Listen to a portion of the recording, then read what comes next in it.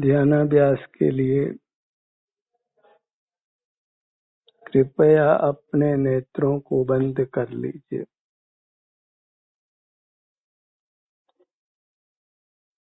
अपना मुख अपनी ओर कीजिए। अपनी आनंद मूर्ति का आनंद लीजिए। सिर से पैरों तक विस्तार को प्राप्त यह आपकी आनंद मूर्ति है। यह परमात्मा स्वरूप है।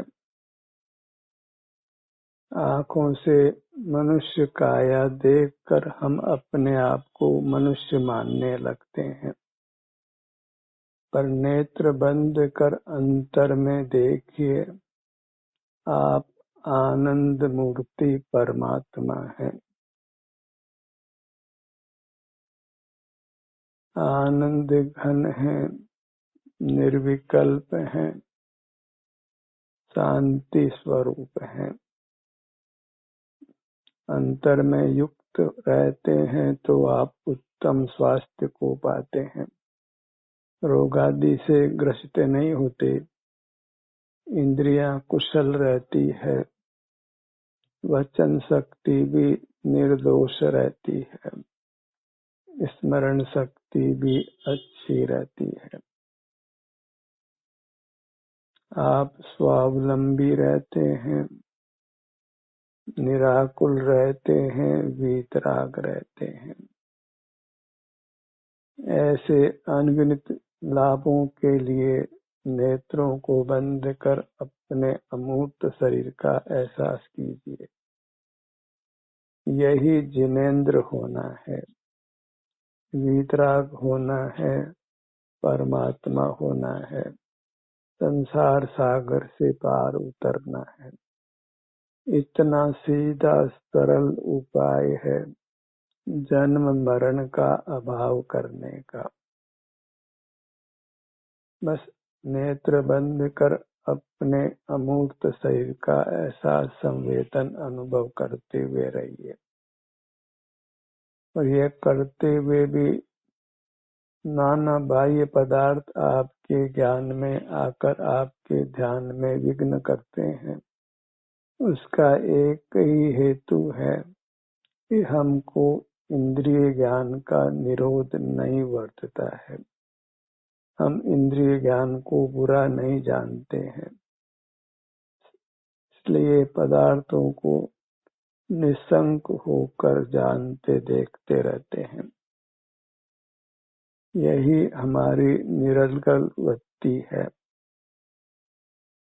बेलगाम जीवन है, अनुशासनहीनता है। निष्प्रयोजन हम आँखों को खुला रखते हैं। आँख खुली ही रहती है, बंद तभी होती है जब हमको सोना होता है। ऐसी 24 घंटे स्वच्छंद वृत्ति रहती है। इंद्रिय ज्ञान का हमको निरोध ही नहीं वर्तता है, तो फिर हम जिनेंद्र कैसे हो सकते हैं? फिर हम सच्चे जैन भी नहीं हैं। संयमहीन है, असंयमी है। संयम नाम इंद्रिय संयम का है, मूर्त पदार्थों को नहीं देखने जानने का है। कोई वेश बदल कर ये मानता हूँ कि मैंने संयम अंगीकार किया है, पर इंद्रिय ज्ञान का निरोध नहीं वर्तता है, तो वह वेश बदलने पर भी 100% असंयमी है। कोई नाना शास्त्रों का अभ्यास करता हूँ, शास्त्र प्रवचन भी करता हूँ, निरंतर शास्त्र की विषय वस्तु का ही चिंतन करता रहता हूँ, तो वह भी पूरी तरह असंयमी है, क्योंकि उसको ज्ञान का निरोध नहीं वर्तता है। बाह्य पदार्थों को देखना जानना अच्छा नहीं है। ऐसा जीव जब तक नहीं मानता है तब तक उसकी ध्यान में स्थिति नहीं हो सकती है। ध्यान करने का प्रयत्न करेगा तो बाहर के नाना पदार्थ ज्ञान में आकर ध्यान में विघ्न करेंगे। बाहर के काम काज याद आएंगे। जब काम काज का निरोध नहीं बरतता है तो ध्यान के समय नाना काम याद आएंगे और हम ध्यान छोड़कर उन कामों को करने लगेंगे। उन कामों को ही हित रूप जानते हैं। आंखों को खुला रखने को ही हम हित रूप जानते हैं। ऐसी यदि हमारी मनोभावना है, धारणा है, ऐसा ही हमारा श्रद्धान है, तो फिर मोक्ष की या सुख की कामना करना वृथा है। फिर सुख कोसों दूर है। आपका आप अनुभव करने की ही भावना रखिए। नेत्र बंद कर अपना अमूर्त शरीर जो अकृत्रिम चैत्य है उसी का संवेदन कीजिए।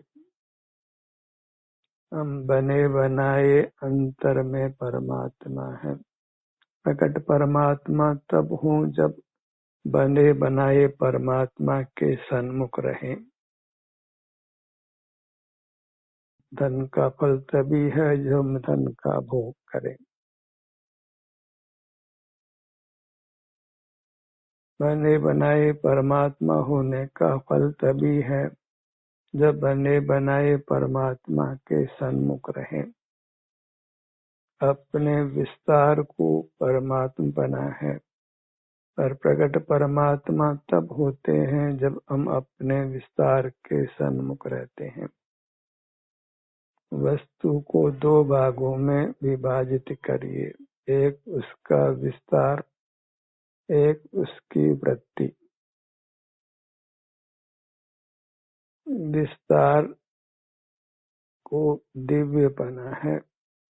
वृत्ति को दिव्यपना तब है जब वृत्ति विस्तार में समाहित होती है, विस्तार के सन्मुख रहती है, पर पदार्थों के विस्तार के सन्मुख नहीं होती, अर्थात पर पदार्थों को नहीं देखती जानती।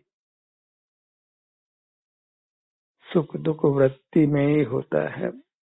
वृत्ति अपने विस्तार से युक्त होकर सुख के अनुभव रूप होती है और जगत के सन्मुख होकर आकुलता रूप होती है।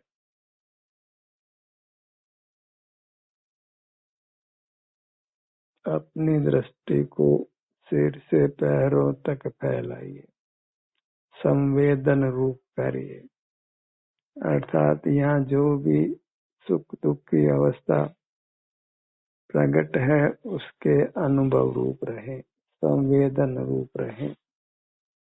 हर भाग को संवेदन में ले, कभी बड़े भाग को, कभी छोटे भाग को, कभी एक अंग को, कभी दूसरे अंग को, क्योंकि हमारी काया विशाल है।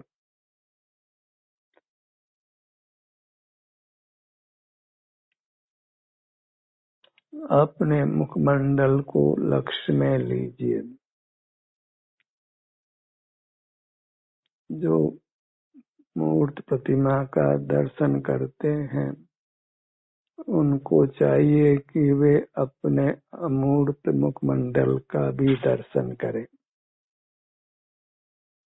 जैसे मूर्त प्रतिमा के अंग उपांग को आप देखते जानते हैं, ऐसे अपने अमूर्त शरीर के अंग उपांगों का संवेदन करें।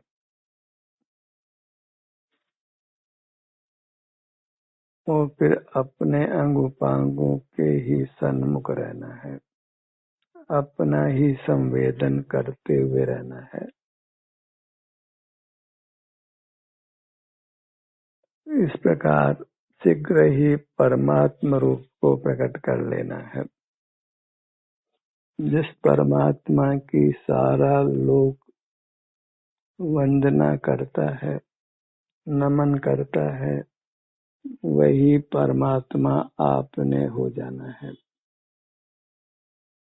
जगत तो परमात्मा के नाम की ही भक्ति करता है, परमात्मा के स्वरूप को यथार्थ नहीं जानता है। उन्होंने माना है कि परमात्मा सर्वशक्तिमान है। ये मानकर उनसे सुख की आशा लगाकर उनको हाथ जोड़ते हैं, पर वस्तु स्थिति ऐसी नहीं है। परमात्मा को बिल्कुल शारीरिक बल नहीं है, वे केवल सुख स्वभावी हैं, आनंद भोजी हैं। जगत का कर्तापना भोक्तापना उनको नहीं है। ग्रस्त अवस्था में ही उन्होंने जगत के संबंध कल्पना को छोड़ा है, तभी वे अपने से युक्त होकर परमात्मा हुए हैं।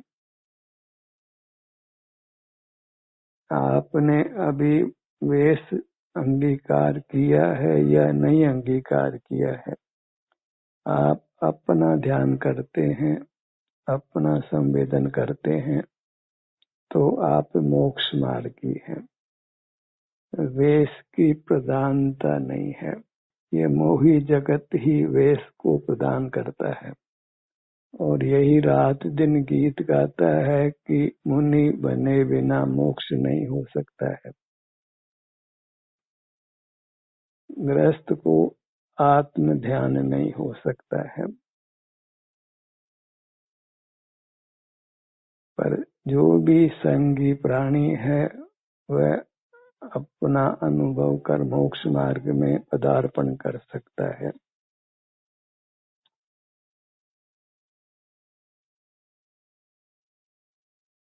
क्योंकि सब जीवों को अपना अनुभव स्वयं होता है। कौन ऐसा जीव है जिसको शरीर में आराम या वेदना का अनुभव नहीं होता हो? उसी से उसको अपने शरीर में यह मैं हूँ ऐसी प्रतीति होती है। कोई अपवाद भी नहीं है, क्योंकि जहाँ मूर्त शरीर है वहाँ ही अपना अमूर्त शरीर है। उसी को यथार्थ में परमात्मा संज्ञा है, पर वह परमात्मा संवेदन गोचर है, ज्ञान गोचर नहीं है। ज्ञान से हम आत्मा का ध्यान करते हैं, वे न ज्ञान का स्वरूप समझते हैं न सुख का स्वरूप ही समझते हैं, क्योंकि सुख स्वाधीनता से अनुभव में आता है। उसको किसी उपयोग की किंचित भी आवश्यकता नहीं है। उपयोग तो मूर्त का प्रकाशक है, सुख को किसी प्रकाशक की आवश्यकता नहीं है, क्योंकि वह ज्ञान का ज्ञेय नहीं है, ज्ञान गोचर नहीं है, वह मात्र अनुभव रूप है। बदन में दर्द हो तो ज्ञान की जरूरत नहीं है, वह दर्द अनुभव में आता है। दर्द मिट जाता है तो ज्ञान की जरूरत नहीं है, दर्द मिट गया है इसका स्वतः अनुभव हो जाता है। ज्ञान तो सिर्फ संसार को ही उत्पन्न करता है, नाना पदार्थों को विषय करता है। और ध्यान करके हम ज्ञेयों के ज्ञान से रहित होना चाहते हैं, एम्प्टी माइंड होना चाहते हैं, मस्तिष्क को जगत से खाली करना चाहते हैं, तो वह जाना हुआ ज्ञान हमको खाली नहीं होने देता है। पदार्थों को जो हमने जाना है उनकी पुनरावृत्ति होती है जब हम अपने दिमाग को खाली करना चाहते हैं, वह खाली करने ही नहीं देता है, और खाली हुए बिना शांति का अनुभव नहीं होता है, वीतरागता नहीं होती है, निर्विकल्पता नहीं होती है। निर्विकल्पता, वीतरागता ध्यान की शर्त यह है कि हम अपने सन्मुख होकर मस्तिष्क को पूरी तरह जगत के पदार्थों के ज्ञान से रहित कर दें, तभी आनंद का उद्भव होता है। मोही जगत तो खाली दिमाग को शैतान का घर मानता है,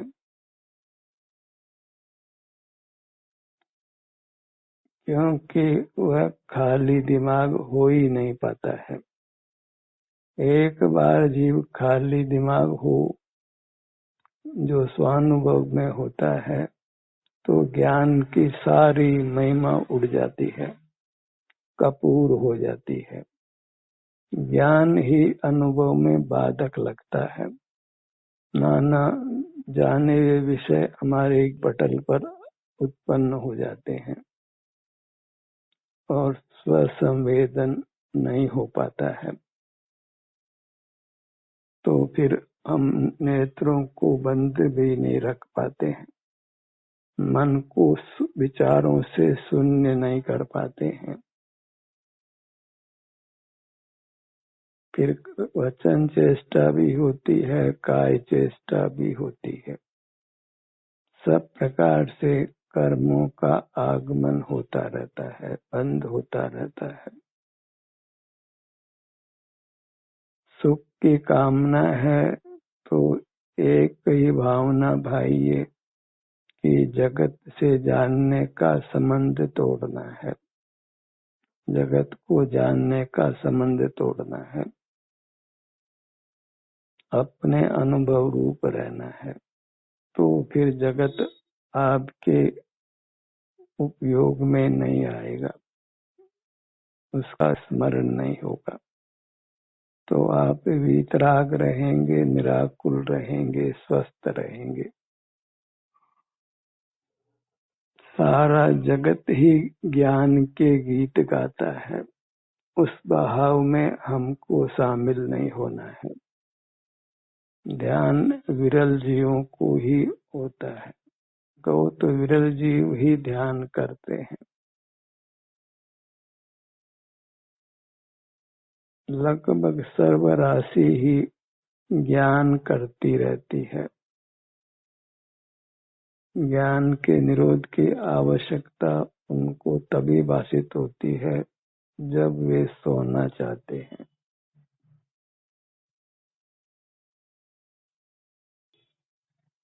और ऐसे जीवों को निद्रा भी नहीं आ पाती है, क्योंकि जब सोने के लिए तत्पर होते हैं तो फिर वो ज्ञेयों का ज्ञान होकर आपको निद्रा में नहीं जाने देता है। आप बिस्तर पर करवट ही बदलते रहते हैं, निद्रा की गोली भी लेते हैं तो भी नींद नहीं आती है, क्योंकि आप मस्तिष्क को खाली ही नहीं कर पाते हैं। खाली करने की कला को भी आप नहीं जानते। मस्तिष्क तो क्षण मात्र में खाली हो जाता है जब हम अपना मुख अपनी ओर करते हैं। फिर बहिर्मुख हो तो फिर ज्ञान पटल पर गे खड़े होते हैं। आपका आप अनुभव करते रहिए, और पदार्थ जानने में आ जाए तो तत्काल ही अपने को अपने अमूर्त शरीर के सुख दुख के संवेदन रूप करिए, तो वह पदार्थ आपके ज्ञान को छोड़ देगा, आपके ज्ञान पटल पर नहीं रहेगा, वस्तुतः ज्ञान नहीं होगा, केवल अपने सुख की दशा का संवेदन होगा, अनुभव होगा, जो मोक्ष का मार्ग है, सुखी होने का मार्ग है, निराकुल होने का मार्ग है। बस अपने को अपनी सीमा में रखिए, अपने सिर से पैरों तक रखिए, और कोई पदार्थ ज्ञान में आ जाए तो तत्काल ही ज्ञान का निरोध करने की भावना भाइये कि मुझे इंद्रिय ज्ञान नहीं करना है, मुझे किसी का भी स्मरण नहीं करना है, विचार भी नहीं करना है। ऐसा चिंतन कर अपने सन्मुख हो जाना है। यही अस्ति नास्ति से मोक्ष का मार्ग है। मुझे एम्प्टी माइंड रहना है, और उससे मैं डेविल नहीं होता, परमात्मा होता हूँ। एम्प्टी माइंड तो राक्षसी मनोवृत्तियों को नष्ट करता है, उत्पन्न ही नहीं होने देता। अपने मुहूर्त का लक्ष्य बना कर रखिए, यहाँ से च्युत नहीं होना है, तो आपका शरीर, आपकी मूर्त आपको उत्तम सुख का अनुभव कराएगी। आप रोगादि से मुक्त रहेंगे, दुर्घटनाएं भी नहीं होंगी। दुर्घटना भी उन्हीं जीवों के घटती है जो ज्ञान को अपना स्वभाव मानते हैं। वे स्वच्छंद होकर ज्ञान करते रहते हैं। उनका मस्तिष्क ही डेविल होता है, डेविल वर्कशॉप होता है, जहाँ गेयों की उठक पटक होती रहती है। कभी कौन पदार्थ ज्ञान का विषय बन जाता है, कभी कोई बन जाता है। अपने ध्यान को अपने मुखमंडल पर लाइए।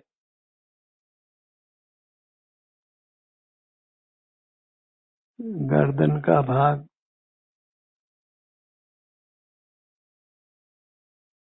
धड़ भाग,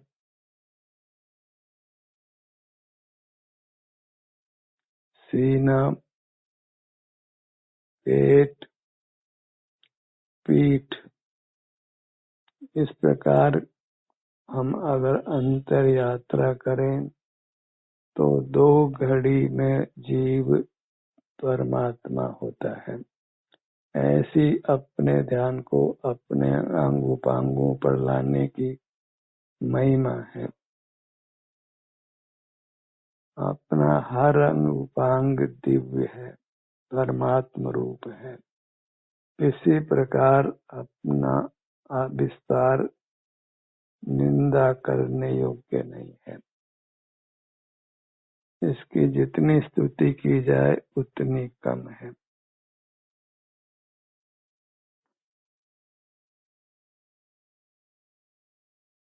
अपने ध्यान को अपने चरण कमलों पर लाइए।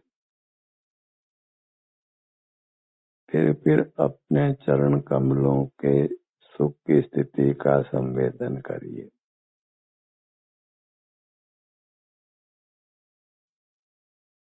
दोनों पैर,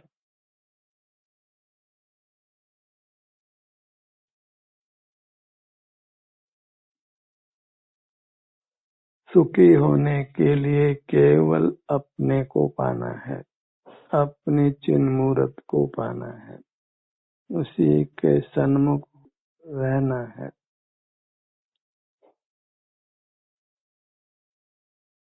इसी से हमारी वृत्ति निर्दोष होती है, वीतराग होती है। अपने पूरी मूर्त को लक्ष्य में लीजिए।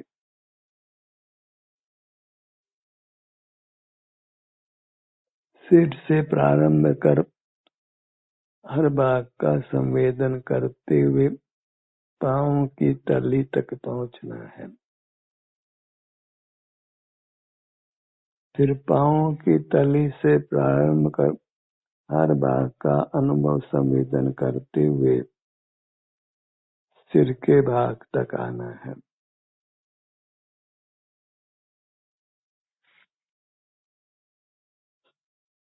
इसी प्रकार अपने पीछे के भाग को सिर से पैरों तक अनुभव में लेना है।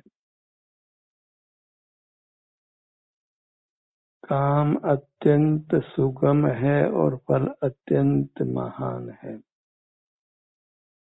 असीम परमानंद की प्राप्ति है।